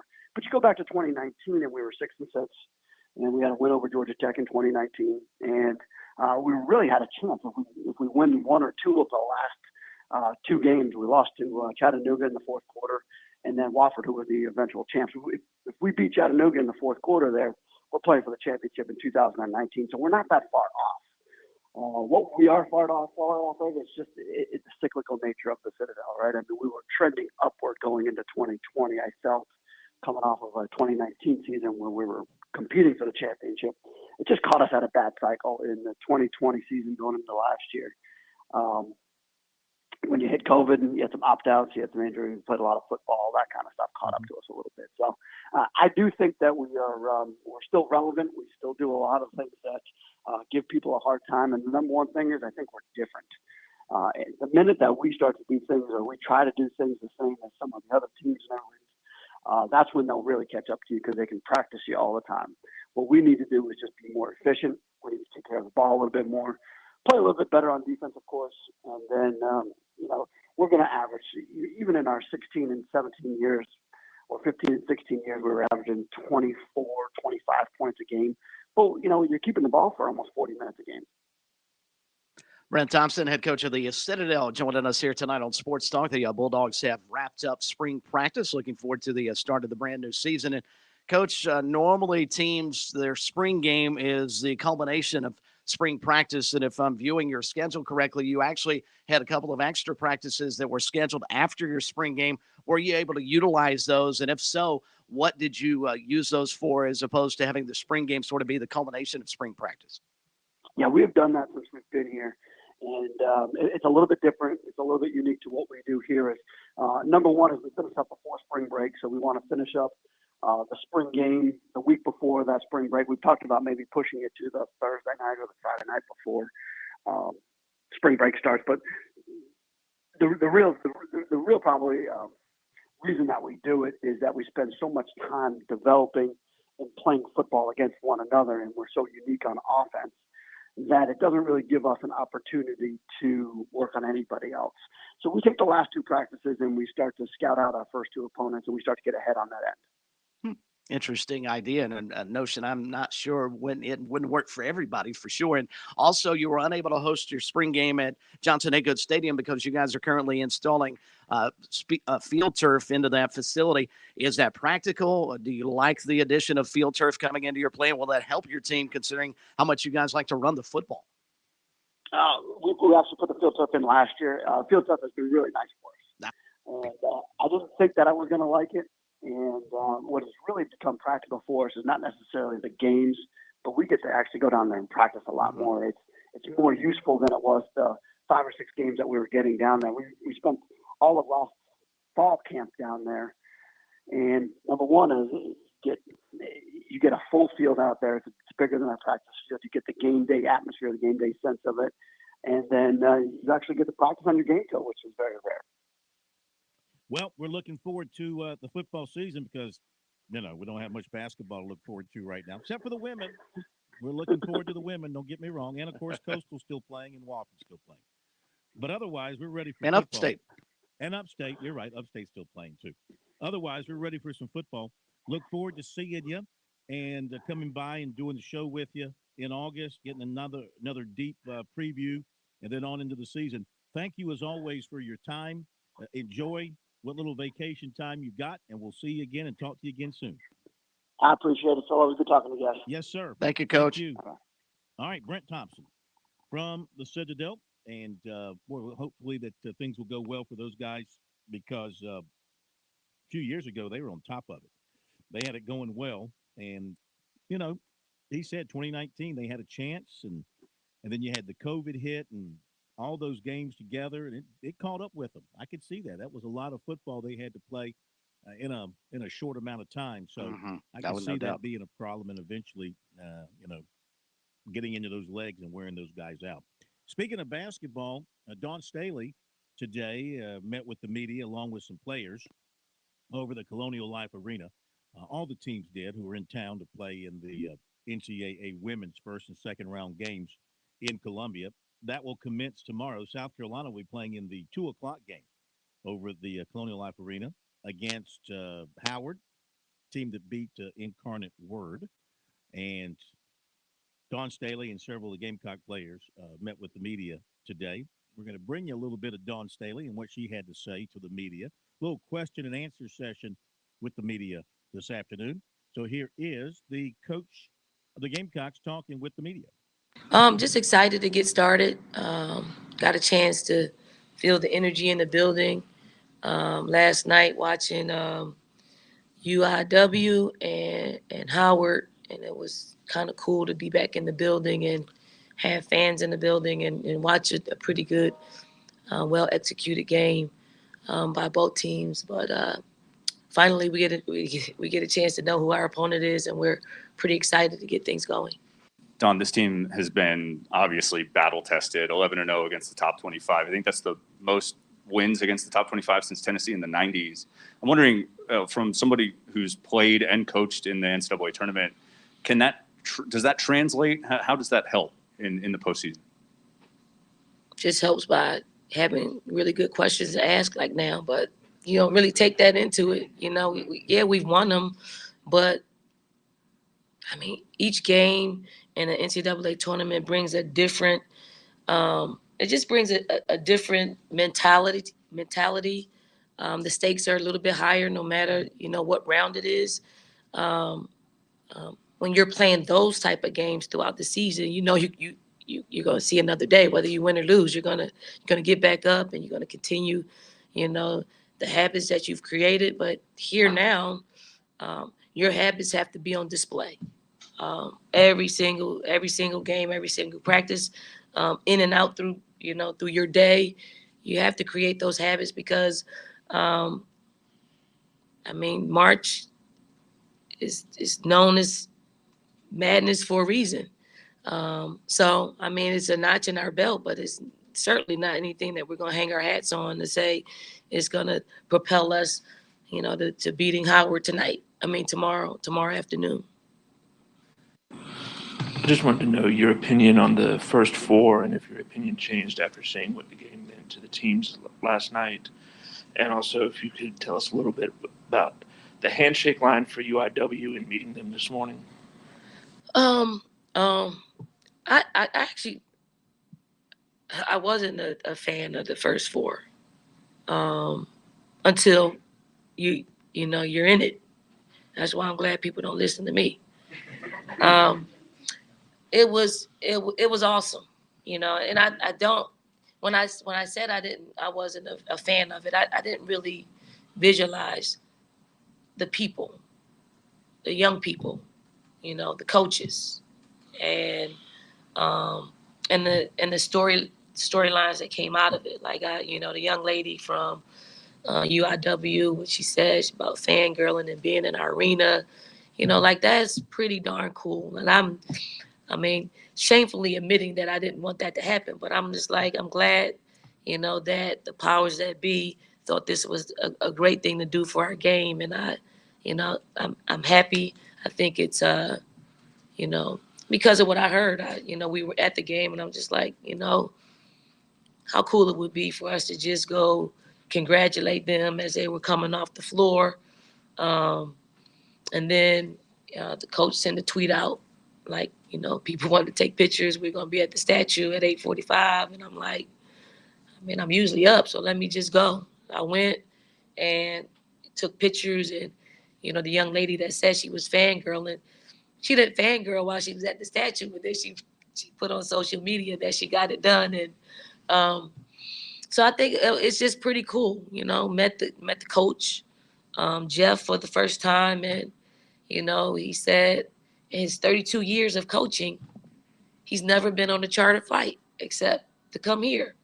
Like that is what this game is supposed to be about. Just giving an experience, like no other. And, I know they didn't win the game, but they won something much bigger than a game. And that is them being able to experience what they got to experience here, in our arena, in our city, in our state. All right, Dawn Staley and her USC women about to hit the court tomorrow, Chris, and not too much in their way. I guess people are looking at Iowa in Greensboro as the number one hurdle to clear to get to Minneapolis. Well, North Carolina would be in the way as well in Greensboro, so that would be an interesting challenge. I still think South Carolina would have more fans there than the Tar Heels would, but clearly when you've got Caitlin Clark and Iowa standing in your way, that's what everybody wants to see. I mean, if you're a fan of women's basketball, and certainly ESPN definitely wants to see the two front runners for National Player of the Year going head-to-head in Clark and Boston. But, yeah, this weekend, this should be, Miami, South Florida notwithstanding, this should be just an easy set of exhibition games for the ladies. I was going to try and pull up the line for tomorrow. I'm not even sure they would put a line on this game. But, again, as I pointed out to you earlier in the week, if you took Howard and 50 points, would you be comfortable tomorrow? No, I don't. I don't think I would be either. I mean, if they want to, they'll win by as much as they can win. Want to. It's a name of score. It's a complete mismatch, but that you have that in 1 versus 16. But you know what? It'll be a good way for them to kind of get their feet wet, kind of get over the jitters of being in the tournament. Of course, they're playing at home, so they'll be very comfortable. But still, it's different when it's a tournament. You want to get those first shots to go down, and then you'll come back on Sunday and be ready to play a little bit better opponent, but still an opponent that you should handle at home if you play well by double digits. But then again, this is not a team that doesn't have somewhere an Achilles heel because they lost to a Missouri team that wasn't great, and they lost to a Kentucky team that has gotten better but wasn't great, and they lost to them on a neutral court. So obviously the opponent coaches are going to be studying and looking at those games and saying, okay, where can we beat these people? Foul shooting. I said early in the year, a little bit, we talked about it. I said foul shooting could come back to be a problem for this team. 3-point shooting is certainly a problem. They're not a good 3-point shooting team. Their strength is in the paint. Right. Their strength is in the paint. But if they run up against a team that can somehow rebound with them and defend in the paint, they can have problems. And I think one of the other big issues with them is when they start getting sped up too much, they turn the basketball over way too much for Dawn Staley's liking. If they take their time and slow things down to the half court, they're almost unstoppable because of their inside game. Now, when we come back, recruiting, some comments from Dabo Sweeney and some comments from the Gamecocks defensive coordinator, Clayton White, all here on Sports Talk. Back in a moment. On On Point weather is made possible by our friends at Palmetto Citizens Federal Credit Union on 107 The Point. Here's tonight's forecast. Clouds rolling in overnight with a low temp dropping to 49. Tomorrow, more clouds than sunshine. Some afternoon showers possible, about a 40% chance of rain. Warm, though, 77. Saturday, we have morning showers before things clear out, a high of 76, while Sunday is wonderful. Sunshine, a high of 71. I'm Kevin Cohen with your On Point local weather. When you're a military veteran with over 40,000 organizations trying to help you, it can be hard to find the right information. That's why AARP brings together valuable resources to help you navigate your options. AARP.org/veterans. With the free veteran employment and fraud prevention resources, caregiving tools, and access to discounts, AARP, on a mission to support veterans. Visit AARP.org/veterans today. With SRN News, I'm Keith Peters reporting. Russia's UN ambassador says he is not asking for a vote Friday on its resolution on the humanitarian situation in Ukraine, which has been sharply criticized by Western countries for making no mention of Russia's responsibility for the war against its smaller neighbor. Vasily Nebensia told the UN Security Council on Thursday that Russia decided at this stage not to seek a vote because of pressure from the United States and Albania on UN members to oppose it. But he stressed that Moscow is not withdrawing the resolution. U.S. Ambassador Linda Thomas Greenfield responded to Nebensia's announcement by saying, quote, "Their farcical humanitarian resolution was doomed to fail," unquote. On Wall Street, the Dow by 417 points, the Nasdaq rose 178, the S&P advanced 53. This is SRN News. We all want to eat healthy, but have you ever read the ingredients list off of your favorite snack? Between the hard-to-pronounce ingredients and man-made additives, it's difficult to find anything made from real, natural ingredients. Even some of my favorite organic snacks have ingredients I haven't heard of. At Balance of Nature, we know the value of real nutrition that can only be found in real food. That's why the only things you'll find on our ingredients list are real whole fruits and vegetables. No additives, fillers, or artificial ingredients of any kind. Balance of Nature is the best whole fruit and vegetable product on the market, delivering your body everything it needs to function at its very best. Eat better and feel better. Start your journey to better health. Call 1-800-246-8751 or go to balanceofnature.com to get free shipping. And don't forget to get 35% off your first preferred order by using discount code BALANCE. If you're like me, you're sick and tired of seeing these old TV stars, game show hosts, these athletes telling you how to save money on your Medicare and on your health insurance. These national toll-free numbers are overwhelming us. It's not that people don't need the service. They need good local customer service, not big box toll-free numbers. See, I work directly with Tim Hanberry right here at Medicare Blueprint in the Midlands. When it comes to my family, I want the best family plan. I'm not even on Medicare, but my mom is. So here's what I do want. Someone local to serve as my advisor on the plans and choices that I have, and someone to help mom with her Medicare. I want someone to help me pick the right plan, save me as much money as possible by knowing all the rules of the game. Medicare Blueprint starts the process with you. They will see it through. They answer all your questions. They call you back. It's the same folks helping you start to finish. Tim and his team are independent. They fight for you, not the insurance company. Online, it's MedicareBlueprint.com or call them 708-7398. Hi, Chris Neely here from the South Carolina Public Charter School District. Join me every Tuesday afternoon at 5:30 with Kev as we put our kids first. We'll answer all your questions about charter schools in the Palmetto State. Kids first, every Tuesday afternoon at 5:30 on The Point. Hi, honey. Were you able to drop by Tree Pharmacy today to pick up Mom's medications? Yes, she sure is on a lot of meds. I know. That's why I go over so often to help make sure she's taking them correctly. Well, I have great news. The pharmacist at True Pharmacy said he can pre-pack her medications into individual doses. Wow. Knowing she's taking the right meds at the right time will give me great peace of mind. But how much does it cost? That's the even better part. It's free. Just another great service they offer at True Pharmacy. True Pharmacy, 2 locations, Charleston Highway in West Columbia and Devine Street downtown. Every Friday morning at 9 a.m. on The Point, join me, Chad Jordan, and my co-host Larry Jordan for the Palmetto Real Estate Pros. We'll help you out whether you're looking to buy, sell, or just learn all things real estate every Friday right here at 100.7 The Point.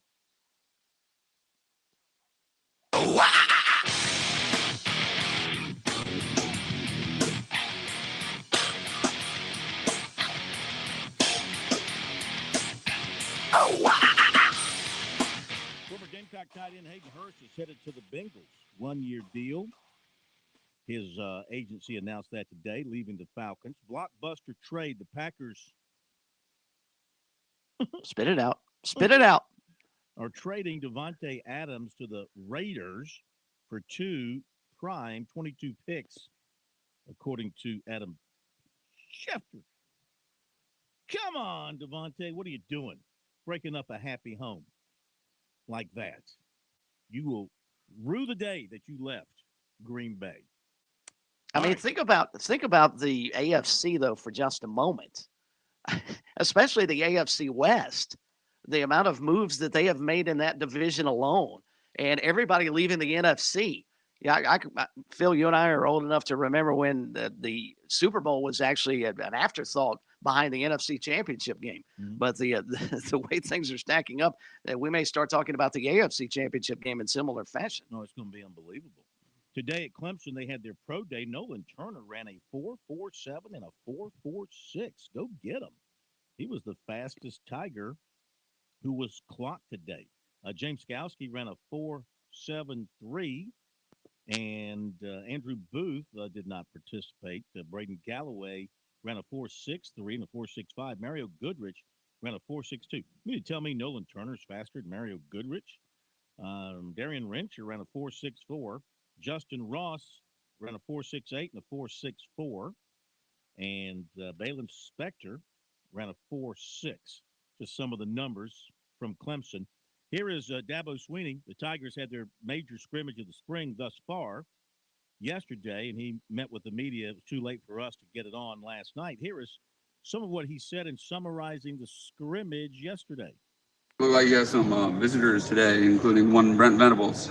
Yeah, Brent's been here last couple of days, so I've had a chance to spend a lot of time with him and catch up with him. They're on break this week, so it's been good to catch up and talk through some things. Now that he's had a few days in the hot seat, that was fun. But yeah, a lot of recruits, a lot of people on spring break this time of year. So pretty much every day we got people coming through and got pro day tomorrow, so that's always a great day. We got 10 guys working out, so excited about, I think Coach Tomlin was out here already tonight. He usually always comes and catches the practice before the pro day. You can pretty much count on him being here, so excited to have him in town and a bunch of people here tomorrow to watch these guys. What stood out to you today with the scrimmage? We had a lot of good on both sides, and we had some bad. We had a couple. Probably the biggest thing defensively was just cost ourselves a few times. We lined up off sides, we jumped offside a couple times, and just some discipline things. And then offensively did a lot of good things, really, but just put the ball on the ground, got the ball knocked out a couple times, after the catch or after the handoff. And so that was probably the biggest negative, but really a very competitive scrimmage. Lots of good things. We got a bunch of guys out that aren't able to scrimmage, but we're able to put it together enough to where we can practice, so we can get the guys evaluated that we really need to get to work. And so it was a good day. It was a good day, and we'll watch the tape, and we got a lot to teach from. But these guys, the biggest thing, they've shown up every day with a good mentality, a good workmanlike mentality, and they've been very coachable. And we've put a lot in. It's hard to believe it's been 9 days. I mean, it seems like we just started last week, but it's gone really fast, and we've had a lot of fun. We're progressing like we need to. Injury-wise, are there any guys that you haven't seen enough of this spring that you wish would have been out there more?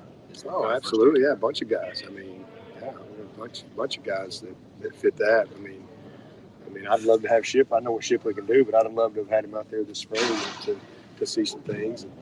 And EJ, we got guys on both sides of the ball, for sure. Sergio, I think he's going to be cleared once we get back from spring.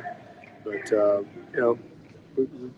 break's coming at a good time. 9 days in, we had some obviously guys out for the spring or limited for the spring, and then we've had some guys banged up within this past week. So hopefully by the time we get back, we'll be able to have more people available for our second scrimmage, and then hopefully have a good spring game. So these are critical moments. I mean, in football, you practice and prepare for this game more than you ever play it. I mean, if everything's perfect, we got 15 days out of the year that you actually get to play.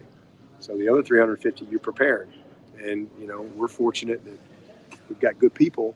So if you can come out here, you gain your confidence by being able to compete against Clemson.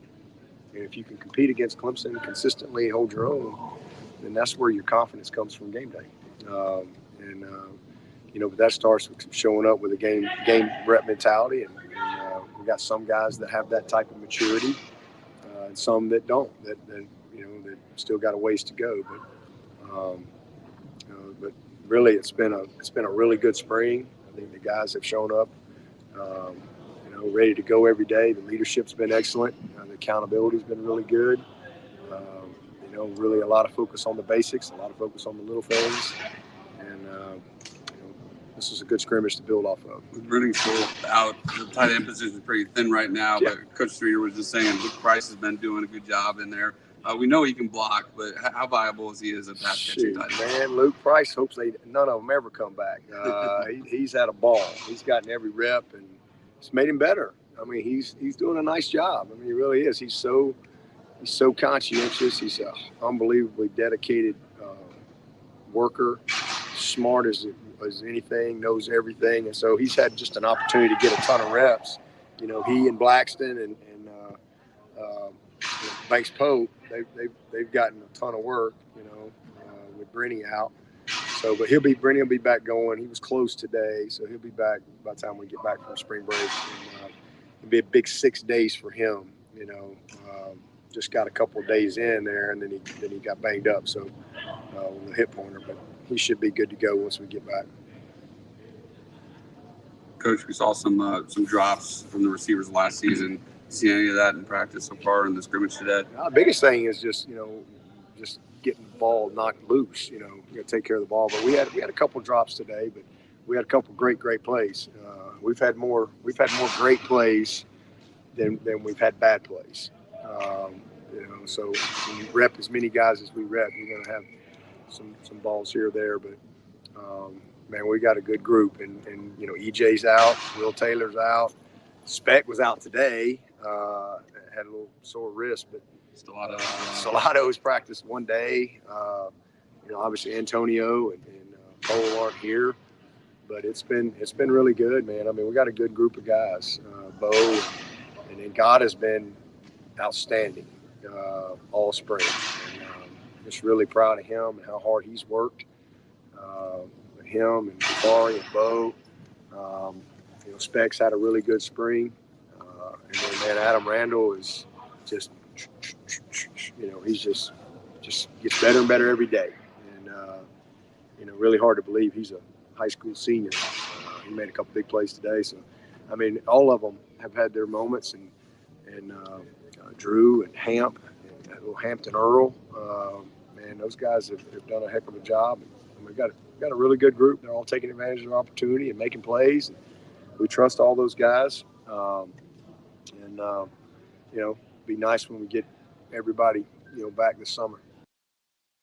Now, the beautiful thing about spring practice, names you'll hear in the spring, you'll never hear them again come the fall because they're getting their chance. But when the big boys are healthy and stepping up and getting their time, some of these guys, will fade into the background, which is okay. That's what spring ball's about. You uncover some new names, but typically you don't hear from them again once the football season begins. All right, the latest from Dabo Swinney, some Clayton White from USC coming up. Let me give you the recruiting report, and it's brought to you by C. Wells. Of course, C. Wells. Big Friday coming up for the daily luncheon buffet. I haven't looked ahead to the menu, but fingers are crossed that it will be a roast beef Friday. So unless my memory is failing me here, I believe Seawell's pulled a fast one on us, Corn, and they will actually be closed tomorrow for a private event. But I could swear last night when we were looking through this, it was going to be a roast beef Friday. So better luck next week. Okay. Well, you know what? That just anticipation is what it's all about. So now you can anticipate the daily luncheon buffet for an extra 3 days and then get at it next week. And, of course, they'll be underway with it on Monday. It's 11 till 2 Monday through Friday, except when they do have a private thing going on, which is good. That's good for the Seawell's business because they're also the best in the food catering business for over 70 years. Seawell's has been hosting and delivering with expert service and excellent food on the catering side of things. Their phone number is 803-771-7385, online at SeawellsCateringSC.com. So in recruiting, how about this name? USC offered in the 23 class offensive tackle Oluwatosin Babalati, 6'5", 304. He's out of DeMatha High in Hyattsville, Maryland, same school that sent to South Carolina their running back. And in fact, he's a couple of years behind Marshawn Lloyd, but they kind of know each other some. And so it's one of the reasons why he's interested in South Carolina. His nickname is Tree, 6'5", 304. He says he has excellent footwork and that Greg Atkins liked his footwork, his ability to move for a big guy. So that's what caught their attention. And they're going to recruit him. They want him to join the program. He was at North Carolina 2 weeks ago. He's going to Pitt this week. Rutgers, March 26th. Might visit Boston College. He also has offers Miami, West Virginia, Syracuse, Duke, Vandy, UConn, Ole Miss, East Carolina. Hale McGranahan, a Big Spur, reported receiver Corey Rutgers transferring. Plans to take an official to USC Monday. He's drawn substantial P5 interest since entering the portal, John, following a breakout season at Arkansas State, 59 catches, 826 yards, 9 touchdowns. Offensive tackle Olaus Alanen, 6'7", 315, who's out of Finland, goes to school in Connecticut. He was at Clemson yesterday. He was offered by the Tigers, and he's got a bunch of offers now as he makes all these visits. He's also been to Alabama, Southern Cal, Ohio State, Florida. He was at Georgia today. He'll be at USC Monday. Gamecocks have already offered. He told us before the Clemson visit that when he goes to these schools, he likes to see the culture, how they operate and do things, what their values are, how the people interact with one another, how the players interact with him, how he clicks with the coaches, and just the overall package for developing him. That's what he's looking for. So he said everybody has really got something good to offer him at this point.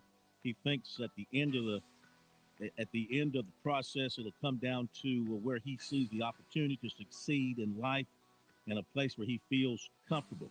So he'll take more visits this spring and then decide from the visits that he's taken which ones he wants to see with his family on official visits. USC offered running back Dante Dattle, Picayune, Mississippi, 2024 corner Tayshaun Burney of Tampa, 2024 linebacker Booker Pickett Jr. of Tampa, and 2024 defensive end Ernest Willer of Baltimore, and 2024 center long snapper Andrew Dufault of Massachusetts was at USC Tuesday. Offensive lineman Truvon Bow plans to visit USC Saturday. USC target offensive tackle William Formby, offered by Michigan State. Clemson target defensive tackle Stephilian Green, offered by Penn State. Clemson target offensive tackle Sam Pendleton, offered by Notre Dame. USC Clemson target safety Jordan Bass was at Maryland yesterday. USC target offensive tackle DJ Chester, offered by Pitt. USC offered 2024 defensive end Dylan Stewart of Washington, D.C. 2024 offensive tackle Nicholas Reeves of Warner Robins, Georgia, plans to visit USC on Saturday. There you go, recruiting on a Thursday. After the break, we'll bring you some comments from USC defensive coordinator Clayton White as he talked with the media yesterday. Kind of gave an overview of how things are going on the defensive side of things here in the spring. Halftime, New Mexico State is leading UConn 32-22. That's what I'm talking about. How about this? 3 minutes to go in the half. St. Peter's and Kentucky are tied at 35. Say it ain't so. 10:51 to go in the half. Indiana leading St. Mary's 18-14. San Diego State 14-10 on Creighton. Score a touchdown with Founders Federal Credit Union. With services like Founders Online and the Founders app, you'll enjoy all the perks of a big bank with local personalized service. Not a member? Joining Founders Federal Credit Union is easy. Visit relaxjoinfounders.com or one of our 37 convenient locations to see if you qualify for membership. Relax with Founders. Terms and conditions apply. Founders Federal Credit Union is federally insured by NCUA. Are you an enthusiastic sports fan? Want to have fun and get in on the action? Heck, yes. That'd be awesome. Have great attention to detail? Want to stay active? Definitely. Want to give back to the student athletes in your community? Obviously, yes. Then you'd make an excellent high school sports official. We need more officials in South Carolina, because with no high school officials, there are no high school sports. Sign up today at highschoolofficials.com.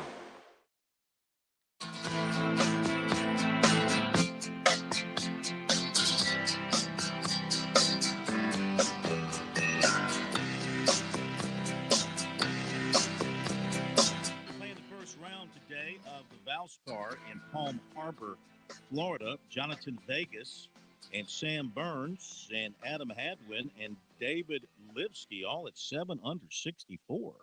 And we've got Doc Redmond at 5 under, Matthew Neesmith at 4 under, Dustin Johnson's at 4 under, and Bill McGirt is at 4 under, and Bubba Watson's at 3, and Wesley Bryan, a very nice 3 under 68. Tommy, 2 gloves.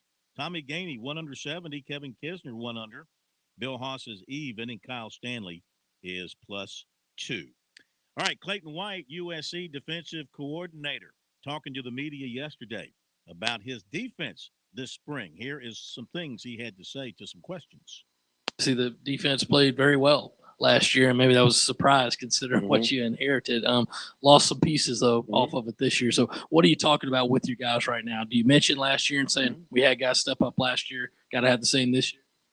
I think it's very important for us to recap 2021 as a defense, as a staff, as a program. And then we obviously got to, obviously acknowledge that 2021 is the old season. And now we're moving on to the 2022 season.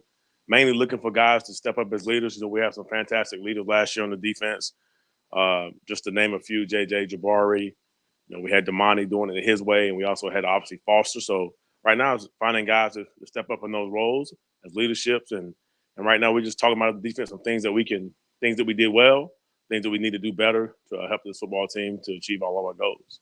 I know the plays obviously change over the year, but when you came in here last year, just the mindset that you had and what you wanted to be able to do, looking back at it, what are some of the things that you took away from last year that you think you guys can build on, and what were some of the things that you learned that maybe you weren't expecting, just trying to be able to figure out the guys that are around you and the guys you're coaching? I think the most important thing is that when we came in last year, there was a ton to prove. We had a chip on our shoulder. And talking to our guys right now, that chip is still there. We still have things to prove. It's going to be things that's going to be said about us outside of this building. But our guys have pride. And I think the most important thing is that we just continue to believe in team defense, believing that if we can play good defense for a long period of time in 4 quarters in the month of November, we'll have a chance, as the season goes on, we'll have a chance to have a successful season. But we have to continue to play team defense and just understand that it takes all of us in this room to achieve our goals. And you obviously brought in Devani and Terrell there. Just what did you see from them in their previous stops, and how do you feel like they could really help impact this defense? What I saw was guys who play snaps. One, they have the size and the strength and the speed that we're looking for to add. Both of those guys have, they were grown men when I talked to them on the phone through the recruiting process. And it was like once they hit the portal, watched their tape at home, and got on the phone, and those guys they kind of bought into what was going on. And obviously, it's a group effort in recruiting, but those guys, both of those guys bring up some experience and they bring some playmaking ability. I'm looking forward to seeing how those guys develop over the next couple of weeks. But they've been great guys, and the team have embraced them. That's obviously we had a lot of transfers last year, and those guys who transferred in last year are embracing the guys that are transferring this year. It's pretty cool watching it, and we're just trying to take advantage of the situation that we have. Clayton Shane was talking about yesterday how guys like Jordan and I guess Jordan Birch and Strawn are guys that, I guess not to put like unrealistic expectations on them, but challenge them to be, big pieces this year. I guess just what's that kind of look like from y'all's end as far as, challenging guys like that who are stepping into bigger roles maybe, and how have they kind of taken to it and under that, I guess, for lack of a better term, challenge? Yep. You really have to just look at it as it's just growth. they may be uncomfortable right now. That means that they're probably growing, which is good. And I think those guys, they're ready for the moment. And you want every single player at this level, offense, defense, special teams, is when your time is called. It's time for you to obviously answer that bell. And it's an immense job that those guys got to get done, and they understand it. Just got to really go out and be themselves. One, it's not too much on your shoulder. Just continue to improve every single day, and take the coaching and bring players along, and you'll be fine. And just be who you are. And how much do you rep Sherrod this spring, considering the past 2 years where he's been so hit with injuries? Yep. Sherrod is one. He loves football, and we've always had that conversation on how we're going to rep him. And we actually limited him last spring. We limited him during fall camp on certain situations, just to try to get Sherrod to Saturdays, because he's a heart and soul kind of guy. So you want him to be able to, to pour himself out on the football field on Saturdays. During the fall, that's the most important time. And so we haven't really had a true conversation, but those are things that us and me and the coaching staff, we'll definitely do a good job of planning out his reps between now and Saturdays during the fall. Clayton, I'm curious, and you can share whatever you're comfortable with, but I'm curious over the offseason if maybe you had some other opportunities, and if you did, why was you coming back and continuing to be a part of this program important to you? Does he know something now? What are you talking about? Well, I know one thing: college football is one of those crazy off-season things, and I don't want to get too far into what's going on, but the mindset is that this is the place to be. You know what I mean? Like this, I don't care. I wouldn't really care what any possibilities there would be, but this is the place to be. Like Coach Beamer always says, that you can come here and do exactly what you need to get done here. We just got to continue building the program, but yeah, it's a great place, and it's a great place to be, man. That's one thing you hear from the coaches over there, Chris, a great deal of loyalty to Shane Beamer. He surrounded himself with guys that are up-and-comers like he is, maybe with a chip on the shoulder. They feel like they've got something to prove at this level, and they're loyal to him, and they're loyal to the program, and they're part of the culture building that he is developing inside that football office. And that's exactly what you have to have. I think that you can trace part of Clemson, not all of Clemson's success here the past decade or so, but a good bit of it, I would think, to the fact that Dabo Swinney has been able to maintain his staff intact without very many defections up until obviously this past offseason. But for the most part, that Clemson coaching staff was the same group of guys year in, year out. You build continuity, and then it translates to success on the field. And that's exactly what Shane Beamer's trying to do. I did find it interesting. Clayton White sort of danced around that question as best he could. I don't know, was he getting some offers during the offseason that he did not think were at least worth pursuing? I think I heard his name come up in a couple of instances, but nothing real serious. I don't recall where there was any sort of, I don't think he went anywhere and interviewed with anybody that I recall. So, but his name was bandied about out there. Look, he's going to be a popular guy as that defense continues to play well. And I see no reason with the influx of transfers, what they've got coming back. They can keep Sherrod Green healthy at linebacker. Brad Johnson is back at linebacker. Mo Kaba's coming on at linebacker. I think they'll be good there. The safeties, Roderick is back. Got a couple of transfers back there who should help. Cam Smith will be very solid at one corner. I think they'll be stout up front. They'll miss Inabare, of course. They'll miss Ellis in the middle. So, but that's always the case. You're going to lose some guys. Do you have good people replacing them? I think they do. I thought his comments regarding Sherrod Green in particular were telling. It's almost as if we hear this often in the NBA now, workload, manage your workload. And it sounds like that's what they're going to try and do to get him through spring, through the offseason conditioning program, through the summer, and as best they can get him to Saturdays. Because as Clayton White pointed out, that's when you need him to play his best. And they think a lot of Sherrod Green. No question about it. He's the emotional leader, kind of the heart and soul of that defense. And for that cat, you hope that he can stay healthy. That will do it. Enjoy the basketball tonight. More tomorrow. The guys will take you all through it. They'll see you then. I'll see you Monday. Thanks for being with us.